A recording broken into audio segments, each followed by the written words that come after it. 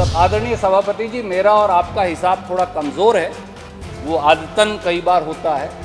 मेरा तो नहीं है। नहीं है आप अपने हाँ, तक आप तो इसमें मेरा देखिए। समय गिन ही रहे हैं सर। 12.5 करोड़ किसान को अगर 60,000 करोड़ रुपया देंगे तो 6,000 रुपया कैसे हुआ? ये तो 4800 रुपये बने। अनपढ़ जाट पढ़े लिखे जैसा, पढ़ा लिखा जाट खुदा जैसा। I am only coating. किसान को न्यूनतम समर्थन मूल्य, जिसे हम एमएसपी कहते हैं, उसकी गारंटी का कानून क्यों नहीं? कोई सरकार इतनी निर्दयी कैसे हो सकती? अंधेरों को सुबह कैसे कहूं, मैं बेपनाह अंधेरों को सुबह कैसे कहूं, मैं इन नजारों का अंधा तमाशबीन नहीं हूं। So if the house agrees and if the spirit of the house is that, why not some more Come on, revenue? Pradeep, continue.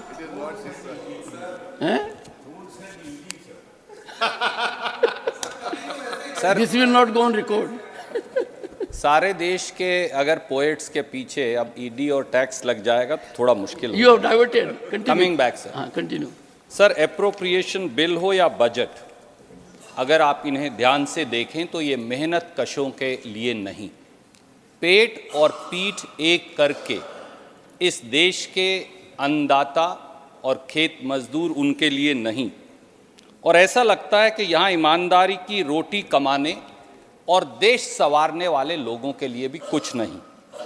कई बार जब इसे ध्यान से देखें आदरणीय सभापति महोदय, तो ऐसा लगता है कि सरकार ने महात्मा गांधी के भारत से मुंह मोड़ लिया है। मैं याद दिलाना चाहूँगा, प्रधानमंत्री जी ने 2016 में बरेली की रैली में इस देश से ये वादा किया कि 2022 तक किसान की आमदनी दोगुनी करेंगे।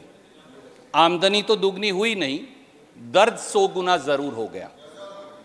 15 अप्रैल आदरणीय सभापति महोदय, 15 अप्रैल 2014 को आदरणीय प्रधानमंत्री जी ने हजारीबाग, झारखंड, भागलपुर, बिहार में जनसभाओं में फिर कहा कि किसान को भविष्य में लागत पर 50% मुनाफा देंगे, और उसकी परिभाषा भी उन्होंने परिभाषित की। उन्होंने कहा किसान की बीज की कीमत, डीजल की कीमत, बिजली की कीमत, मेहनत की कीमत, जमीन का किराया, और उस पर 50% मुनाफा देंगे। पर हुआ क्या? इसी सरकार ने 21 फरवरी 2015 को सुप्रीम कोर्ट में एक शपथ पत्र दिया। मैं उसकी प्रतिलिपि यहां रख दूंगा, लेकर आया हूं आप चाहेंगे तो। और वहां उन्होंने कहा कि एमएसपी न्यूनतम समर्थन मूल्य कॉस्ट प्लस 50% प्रॉफिट पर निर्धारित नहीं हो सकता, क्योंकि इससे मार्केट डिस्टॉर्ट हो जाएगी। द 2 वर्ड्स आई कोट, इससे मार्केट डिस्टॉर्ट हो जाएगी। तो लागत पर 50% मुनाफा देने का किसान को वादा भी 15-15 लाख की तरह जुमला निकल गया। आदरणीय सभापति महोदय, मैं माननीय वित्त मंत्री जी का और सरकार के संज्ञान में लाना चाहता हूं, जब अन्नदाता आत्महत्या को मजबूर हो जाए तो सत्ता का सिंहासन डोलता क्यों नहीं? जब एनसीआरबी की report, national crimes record bureau की रिपोर्ट ये बताती हो कि पिछले 9 साल में 2014 से 2021 तक इस देश में 1,04,74 किसान और खेत मजदूर आत्महत्या को मजबूर हो गए। मैं एनसीआरबी की रिपोर्ट भी लाया हूं सर, ऑथेंटिकेट कर दूंगा। तो सरकार अपने मन के दरवाजे खोल किसान की पीड़ा की बात क्यों नहीं सुनती? और सर, जो 2022 की एनसीआरबी की रिपोर्ट आई है, जो 14 दिसंबर 2023 को रिलीज हुई थी, उसमें तो क्या लिखा कि 11,290 किसान और खेत मजदूरों ने 2022 में आत्महत्या की। यानी हर एक घंटे में एक किसान और खेत मजदूर हमारे देश में आत्महत्या को मजबूर है। तो ऐसे में सरकार का उस तरफ संज्ञान और ध्यान क्यों नहीं? जब आपकी एनएसएसओ की रिपोर्ट बताती हो, उसकी भी मैं रिपोर्ट लाया हूं सर, मैं कहेंगे तो ऑथेंटिकेट करूंगा, कि देश के किसान की प्रतिदिन आय मात्र 27 रुपया है और देश के हर किसान पर 27,000 रुपया का कर्ज है, तो देश की सरकार ये कैसे कह सकती है इस सदन में और इसके बाहर कि सरकार के पास किसान की कर्जा मुक्ति का पैसा नहीं? और वो भी तब जब सरकार बैंक डिफॉल्टरों का 19,34,000 करोड़ रुपया बट्टे खाते में डालती हो और 3,11,000 करोड़ रुपया इरादतन गबन करता है, वो डुबो देते हो। इसको भी ऑथेंटिकेट करेंगे सर बिल्कुल करूंगा मैं, इसीलिए मैं सर आज लेकर आऊं। मुझे मालूम है कि आदरणीय सभापति महोदय इतने विद्वान हैं कि नहीं तो मुझे कुछ कहने नहीं देंगे। You have invoked my indulgence. Yes. And I'm No, sure sir, you I don't place have it to invoke, all on the sir. table of the house. Sir हम सब आपकी इंटेलिजेंस के कायल हैं, इन्वोकेशन की जरूरत नहीं है। आदरणीय सभापति महोदय, सरकार हर बजट में ये जवाब दे देती है। आदरणीय प्रधानमंत्री जी ने भी कहा, आदरणीय वित्त मंत्री जी ने भी कहा, मैं उन दोनों का बहुत सम्मान करता हूं कि हम किसान सम्मान निधि दे रहे हैं, जो काफी है। आज अगर आप उसकी सच्चाई उनके द्वारा दिए तथ्यों पर जानेंगे तो हैरान हो जाएंगे, और 4 तथ्य मैं आपके समक्ष रखूंगा। सर, एग्रीकल्चर सेंसस 2015, उसके बाद तो आया नहीं, जिसकी रिपोर्ट 2018 में आई, उसके मुताबिक देश में 14 करोड़ 64 लाख किसान हैं।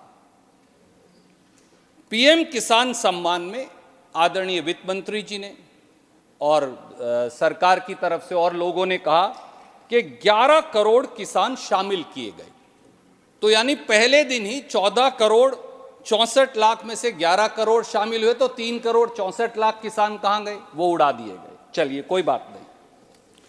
साल 2023-24 में आखिरी बार पीएम किसान सम्मान की 15वीं किश्त 14 नवंबर 2023 को चुनाव से 24 घंटे पहले माननीय प्रधानमंत्री जी द्वारा दी गई, और वो भी सर मैं कागज लाया हूं, वो पीआईबी का प्रेस रिलीज है, और उसमें कहा गया कि 8 करोड़ किसानों को 18,000 करोड़ रुपया मिलेगा।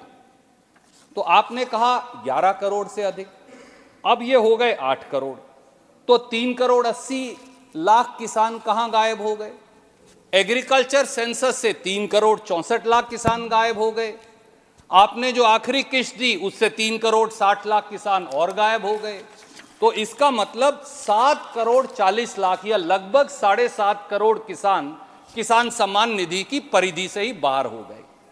अब एक और इंटरेस्टिंग तथ्य सर, आपने जो बजट पेश किया माननीय वित्त मंत्री जी और सरकार ने, उसमें आया ये संख्या, लगता है मुझे ये संशय है, और ये संशय आप जब जवाब देंगे तो जरूर दूर करेंगे देश का, कि ये संख्या अब और कम करनी है। 7.5 करोड़ तो उड़ा दिए, अब और कम करने। इसीलिए पीएम किसान निधि का पैसा साल 2020-21 में था 75,000 करोड़। अब पता नहीं क्यों 2024-25 में वो घटकर रह गया 60,000 करोड़। फिर मैंने एग्रीकल्चर डिपार्टमेंट का बजट और ध्यान से देखा, उसमें आदरणीय वित्त मंत्री जी और अधिकारियों ने लिखा है, सरकार ने, कि ये 60,000 करोड़ अब 12.5 करोड़ किसानों को मिलेगा। सब आदरणीय सभापति जी, मेरा और आपका हिसाब थोड़ा कमजोर है, वो आदतन कई बार होता है। मेरा तो नहीं है। नहीं है आप अपने हाँ, तक आप इसमें तो मेरा रखिए। समय गिन ही रहे हैं सर। मैं यही सर कहलवाना चाहता था, तो इसलिए सर मेरे समय का ख्याल रखिएगा। It was directed there only. Sir 12.5 crore किसान को अगर 60,000 करोड़ रुपया देंगे तो 6,000 रुपया कैसे हुआ? ये तो 4800 रुपए बने। तो वित्त मंत्री जी ने या तो बजट में गलत लिख दिया गलती से, या फिर कहीं ना कहीं तथ्य गलत लिखे गए, या मंशा ये है कि अब 6,000 रुपया से किसान सम्मान निधि को कम करके 4800 करना है और किसानों की संख्या भी कम करनी। और एक ऑप्शन और भी है जी शायद आपका कैलकुलेशन सही नहीं हो। सर, ऐसा है, ठीक है, आप ही ने कहा था ये भी एक option अनपढ़ है। जाट पढ़े लिखे जैसा, पढ़ा लिखा जाट खुदा जैसा। I am only coating. 2020-21 में कृषि विभाग का कुल बजट कुल केंद्रीय बजट का 4.41% था। Facts can be checked. 2023-24 में कृषि का बजट कुल देश के बजट का 2.57% रह गया, लगभग आधा हो गया। और जो चौंकाने वाली बात है, पिछले 5 साल में मोदी सरकार ने कृषि विभाग के बजट के लगभग 1 लाख करोड़ खर्च ही नहीं किए, वापस दे दिए। ये कैसी सरकार है? किसान आत्महत्या को मजबूर है, खेत मजदूर आत्महत्या को मजबूर है, हर 1 घंटे में एक किसान सरकारी आंकड़ों के मुताबिक आत्महत्या को मजबूर है, और हम 1 लाख करोड़ वापस लौटा देते हैं। और मैं साल दर साल का आंकड़ा भी लाया हूं जो आपके समक्ष रखना चाहूंगा आपकी अनुमति से। 2018-19 में 21,044 करोड़ खर्च नहीं किया, 19-20 में 34,518 करोड़ खर्च नहीं किया, 20-21 में 23,825 करोड़ खर्च नहीं किया, 21-22 में 429 करोड़ खर्च नहीं किया, और 22-23 में 19,762 करोड़ खर्च नहीं किया। इस देश का किसान कहां जाए, क्या करे, कैसे करे, ये एक प्रश्न है जो इस सदन के सामने अवश्य उठना चाहिए। आदरणीय सभापति महोदय, एक सवाल और उठता है, किसान को न्यूनतम समर्थन मूल्य जिसे हम एमएसपी कहते हैं उसकी गारंटी का कानून क्यों नहीं? कोई सरकार इतनी निर्दयी कैसे हो सकती है कि खेती विरोधी 3 काले कानूनों के खिलाफ लाखों किसान दिल्ली की ड्योढ़ी पर दस्तखत देते रहें, 700 किसान कुर्बान हो जाएं, खेत मजदूर कुर्बान हो जाएं, तड़प तड़प कर मर जाएं, और जब उनका आंदोलन खत्म हो तो वह आंदोलन इस वादे के साथ खत्म हो कि किसानों के लिए एमएसपी की गारंटी का कानून लाएंगे, और उसके बाद उसे कहीं ना कहीं शायद रद्दी की टोकरी में छोड़ दिया जाए या वो भूल जाए।